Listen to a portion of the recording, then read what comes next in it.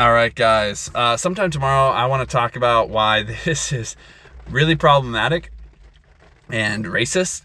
But first, I want to get ahead of that just with exposing a misconception that I think a lot of us have about racism and what it is. So, guys, racism is not by necessity limited to white supremacy, like literally thinking consciously that white people are, or black people or any other race are supreme over others or superior to others.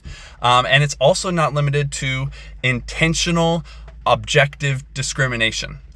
In fact, most racism that is experienced and acts of racism that are committed in our society, I would say, are not conscious. They're not intentional even.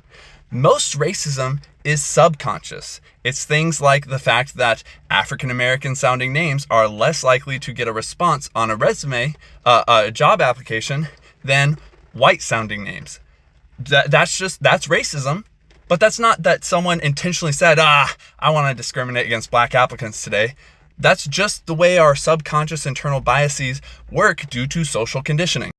And that's what people mean when they talk about systemic racism and things like that. Is the majority of racism that we experience in our society, that we even propagate in our society, is not intentional. It's not so dark and nefarious. And that's why it's so important to recognize that any of us at any time, by adopting biases like Matt Walsh's, can potentially further racism.